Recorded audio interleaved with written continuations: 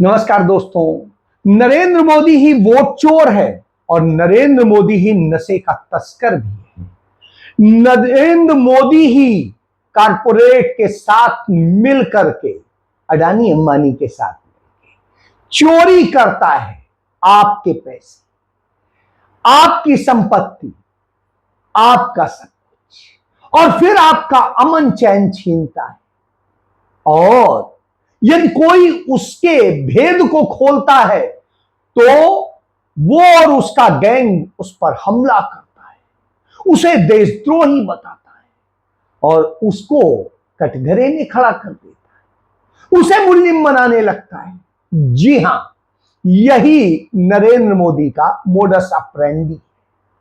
तो आज इसी ऑपरेंडी पे बात करूंगा कि कैसे नरेंद्र मोदी ने इस भारत को ड्रग पैडलर कंट्री बना दिया है। नरेंद्र मोदी ने कैसे इस देश के अंदर अडानी के साथ मिलकर इस देश में नशे का पूरा गढ़ बना दिया है और अब इसका डंका पूरी दुनिया में बजने लगा है। जी हां, अमेरिका ने भारत पर इस बात का प्रतिबंध लगा दिया है कि उसके लोग ड्रग तस्करी करते हैं और जिस तरह से तस्करी करते हैं उसका खुलासा करते हुए उसने पाया कि भारत के दूतावास में तैनात तमाम अफसरान इसमें शामिल हैं जो राजनयिक हैं और वो खुद यह कांड कर रहे हैं। इसलिए उन अफसरों के वीजा रद्द करके उन्हें भारत फेंक देने का आदेश दे दिया। जी, और उसने जो दुनिया के ड्रग तस्करों की लिस्ट बनाई है उसमें भारत को सबसे ऊपर रखा। पाकिस्तान भी है उसमें और अफगानिस्तान भी। यानी भारत को पाकिस्तान और अफगानिस्तान जैसा बना दिया और उससे बुरी स्थिति में खड़ा कर दिया। क्यों? क्योंकि अडानी के पोर्ट से हजारों क्विंटल ड्रग्स पकड़ी जा रही है। भारतीय जनता पार्टी के तमाम नेता देश के तमाम हिस्सों में ड्रग्स के साथ पकड़े जा रहे हैं। भारतीय जनता पार्टी की विधायक हो या और दूसरे नेता हो, सब ड्रग पैडलर बन के खड़े। जी हां, यही ड्रग तस्करी करने का धंधा भाजपा करवा रही है, नरेंद्र मोदी के लोग करा रहे हैं। और जब यह करा रहे हो तो पूरी दुनिया में डंका बजेगा और भारत को ड्रग पैडलर कंट्री के रूप में रजिस्टर कर दिया गया है। यह महान उपलब्धि नरेंद्र मोदी ने भारत को गिफ्ट की। नरेंद्र मोदी ने गौतम अडानी हो या मुकेश अंबानी हो, उनको भी गिफ्ट किया है। इसके पहले अनिल अंबानी को भी गिफ्ट किया है। अनिल अंबानी को राफेल का घोटाला करने की छूट दी गई और उसके अलावा कई तमाम डील करके उन्हें मुनाफा कमवाया गया। उन सबके मसले अभी हल नहीं हुए थे कि नरेंद्र मोदी ने वनतारा में जो भी सही गलत हुआ है सारे नियमों को सही बताने का, क्लीन चिट दिलाने का काम करा दिया आनंद फानन। जी हां, जिससे अब कोई सवाल ना उठा सके कि साहब अब तो अदालत ने उस रिपोर्ट को मान लिया है। जी, यह सच। और उसके बाद में नरेंद्र मोदी ने उस अपने दोस्त अडानी को बचाने के लिए हर वह काम किया जो गुनाह था, क्योंकि इन्हीं के बदौलत तो सरकार है, इन्हीं की बदौलत तो वोट चोरी है, इन्हीं के बदौलत तो धन संपत्ति है, इन्हीं की बदौलत तो पूरी दुनिया में डंका बजाने के लिए तमाम सारे फिल्म स्टार हो, दूसरे हो, सबसे बर्थडे विश कराई जाती है।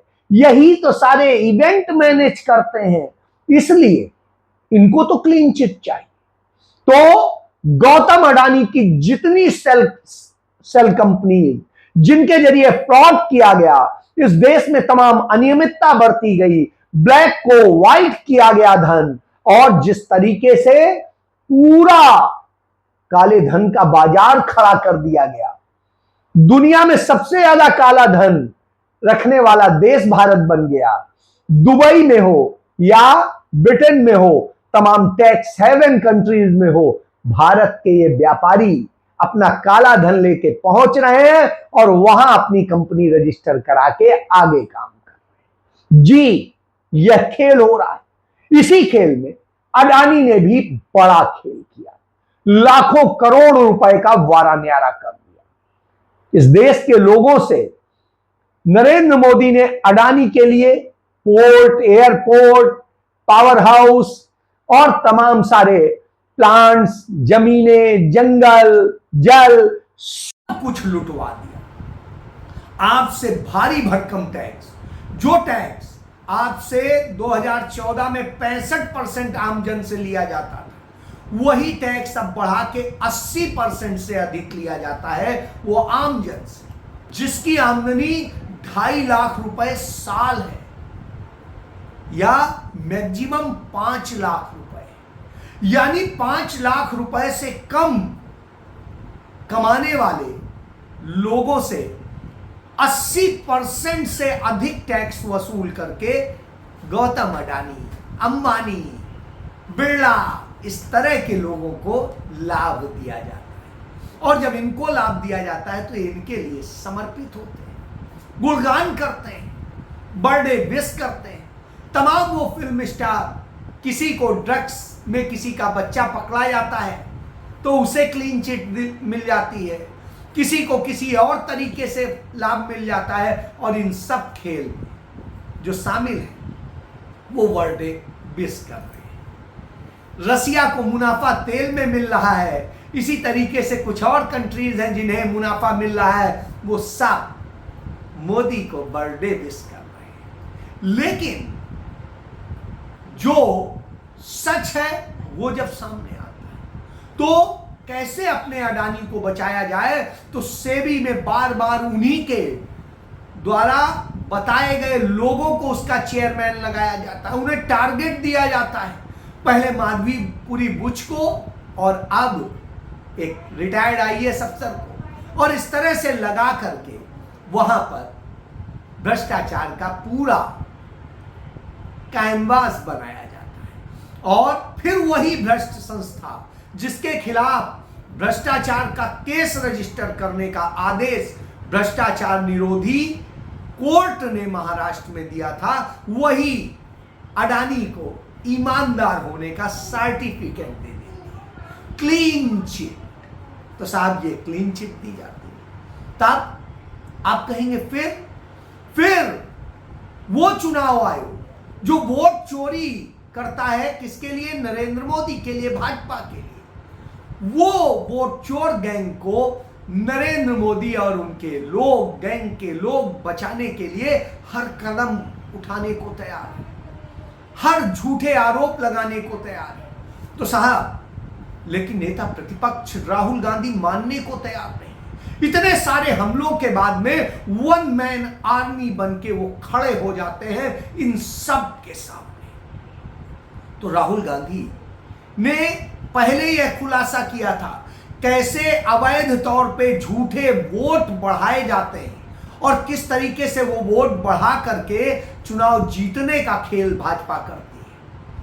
अब राहुल गांधी ने दूसरा खुलासा किया कि कैसे नरेंद्र मोदी का गैंग चुनाव आयोग के साथ मिल करके वोट डिलीट करने का काम करता है। और इस बार राहुल गांधी ने जो सीट चुनी वो वह सीट चुनी जहां कांग्रेस जीती थी, क्योंकि पिछली बार ये कह रहे थे कि चूंकि इस सीट पे हार गए इसलिए इसकी बात कर रहे हैं। नहीं, अब जीती सीट की बात करेंगे और उस जीती सीट पर आपने क्या खेल किया और वो बात करेंगे जो आपने कही।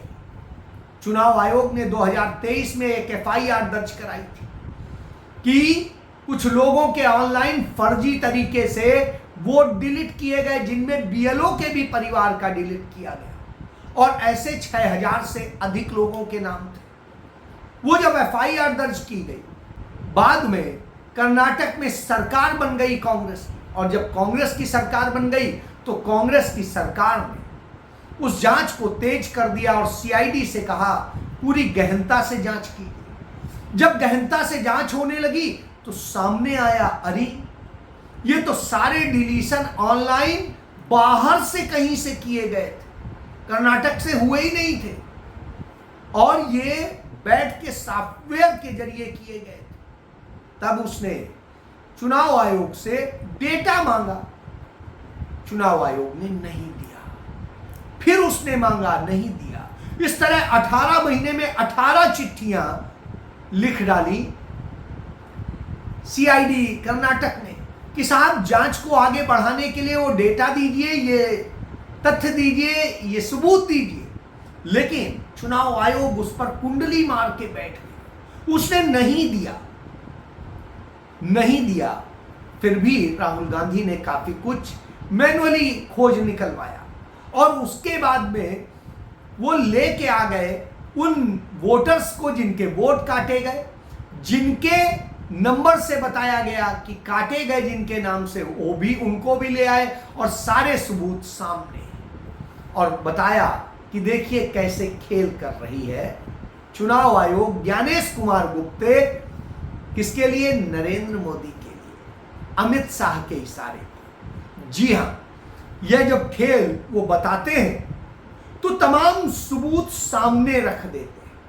हिंदुस्तान के चीफ इलेक्शन कमिश्नर वोट चोरों की रक्षा कर रहे हैं। हर इलेक्शन में कांग्रेस वोटर्स डिलीट हो रहे हैं, ऑपोजिशन के वोटर्स डिलीट हो रहे हैं। कर्नाटक में किसी ने अलंद में वोटर डिलीशन सिस्टमैटिकली ऑर्गेनाइज तरीके से, सेंट्रलाइज तरीके से की। 6000 तकरीबन 6000 पकड़े गए, उस पर इन्वेस्टिगेशन हो गया। क्या पता लगा कि फाइलिंग ऑटोमेटिकली ऑनलाइन हो रही है, मोबाइल नंबर दूसरी स्टेट्स के यूज हो रहे हैं, टारगेटेड डिलीशंस हो रहे हैं। जो भी मैं यहां बोल रहा हूं 100% प्रूफ के साथ, सबूत के साथ बोल रहा हूं, आपको अपनी आंखों से ये दिखेगा। कर्नाटका सीआईडी ने केस चालू किया कि ये वोटर कौन है, ये फोन किसके हैं, ये आईपी एड्रेस क्या है, ओटीपी कहां गया, इन चीजों के बारे में इन्वेस्टिगेशन शुरू होती है। जो सेंट्रलाइज तरीके से कॉल सेंटर के प्रयोग से, सॉफ्टवेयर से अलग अलग प्रदेशों में वोट डिलीट कर रहे हैं, ऐड कर रहे हैं। अच्छा, ये सिर्फ आनंद में नहीं हुआ, ये अलग अलग कंस्टिट्यूएंसीज में हुआ है। आनंद में लीगल प्रोसेस चालू हो गई, पकड़ लिया। यहां महाराष्ट्र में उसी मोडस ऑपरेंडी से, उसी सिस्टम से यहां पे वोट ऐड हुए। पिछले प्रेजेंटेशन में मैंने आपको नाम दिखाए थे, ये देखिए वही नाम यहां है। नाम वैसे ही है, JW किसी ने टाइप करके लगा। तो जो ये काम कर रहा है,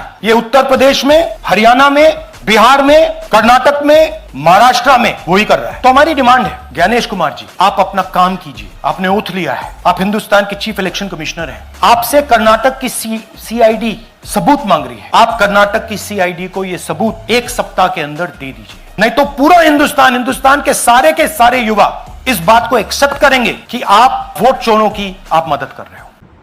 तब चुनाव आयोग जैसे करता है, पहले भी किया था, बौखला जाता है, प्रेस कॉन्फ्रेंस खत्म नहीं हो पाती है, वो ट्वीट करता है कि राहुल गांधी इनकरेक्ट बता रहे हैं। सही क्या है कि ऐसा कुछ नहीं हुआ जो राहुल गांधी आरोप लगा रहे हैं। ऑनलाइन कोई डिलीशन होता ही नहीं है। और तीसरा, उन्होंने कहा कि ये तो एफआईआर हमने खुद ही कराई थी। और चौथा, उन्होंने कहा कि जिस सीट पर वो कह रहे हैं वहां तो कांग्रेस जीती है, वहां 2018 में बीजेपी जीती थी।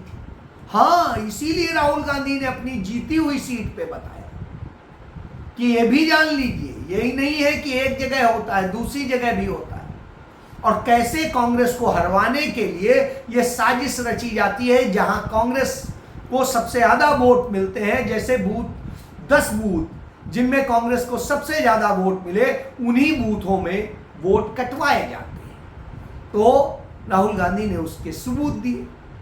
और जब राहुल गांधी ने कहा कि ऑनलाइन, तो चुनाव आयोग ने कहा नहीं, ऑनलाइन होता नहीं है। लेकिन 2019 में चुनाव आयोग ने ही ट्वीट किया था और बताया था कि कैसे ऑनलाइन वोट जोड़े भी जाते हैं और ऑनलाइन वोट काटे भी जाते हैं, और उसका पूरा प्रोसेस बताया था। तो कांग्रेस उसको भी सामने ले आई। अब चुनाव आयोग एफआईआर भी आप ही ने कराई थी, कोई कांग्रेस ने नहीं कराई।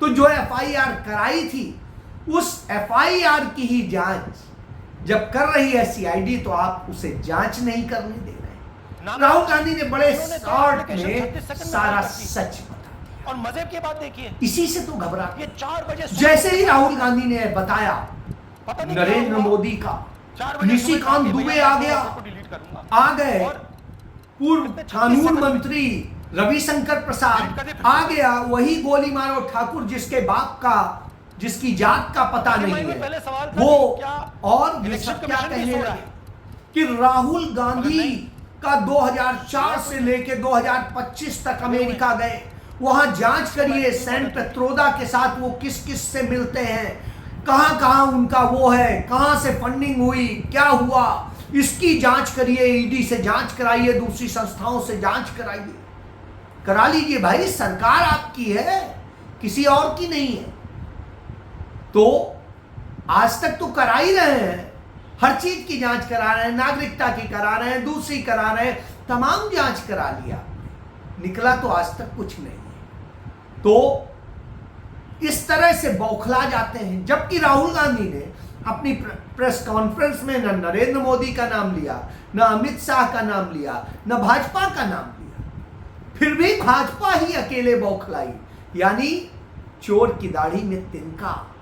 जी हां, आप नशे की तस्करी पर बात करेंगे तो भाजपा बौखला जाएगी, आप लड़कियों से रेप की बात करेंगे तो भाजपा बौखला जाएगी, आप बात करेंगे वोट चोरी की तो भाजपा बौखला जाएगी, आप अडानी की बात करेंगे तो भाजपा बौखला जाएगी, और हर चीज पे सफाई वो देने लगेगी। क्यों?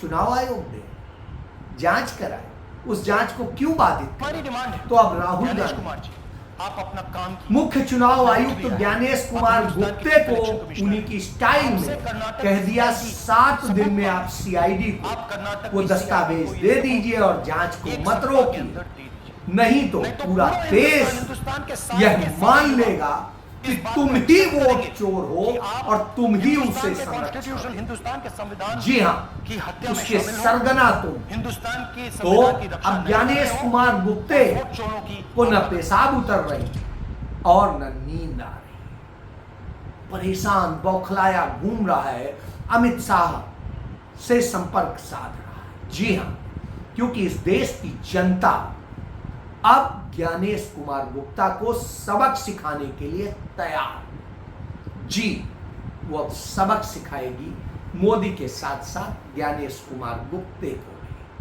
और राहुल गांधी ने यह भी कह दिया, यह काम मेरा नहीं है, यह संवैधानिक संस्थाओं का काम है, लेकिन मैं संविधान बचाने के लिए यह भी काम कर रहा हूं कि मेरा काम as opposition leader normal situation में मेरा काम ऑपोजिशन का रोल है, सरकार पे प्रेशर डालने का रोल है।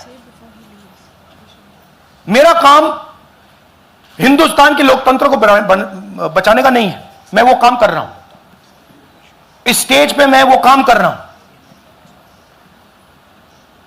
तो मेरी सोच है कि as a patriotic Indian, as somebody who loves India, who loves the constitution, it is my duty to put the truth in front of the people of India. अब आप समझिए, राहुल गांधी अपने काम में बिल्कुल अड़िग है। राहुल गांधी किसके लिए करते हैं? वो जनता के लिए करते हैं, लेकिन नरेंद्र मोदी किसके लिए करते हैं? वो अडानी, अंबानी और वोट चोरी करके इनके लिए करते हैं। यह अंतर है। राहुल गांधी पंजाब गए तो उस गरीब घर के, उस पीड़ित परिवार के बच्चे की साइकिल टूटी थी तो उसको साइकिल भिजवाई, लेकिन नरेंद्र मोदी वहां गए तो रेड कारपेट पे बैठे और रेड कारपेट चर्चा करके चले आए और लाभ दिया अडानी को, अंबानी। जी हाँ, उनको मुफ्त में जमीनें मिलेंगी, लेकिन राहुल गांधी देश के लोगों के लिए लड़ते हैं। यह अंतर है दोनों। जय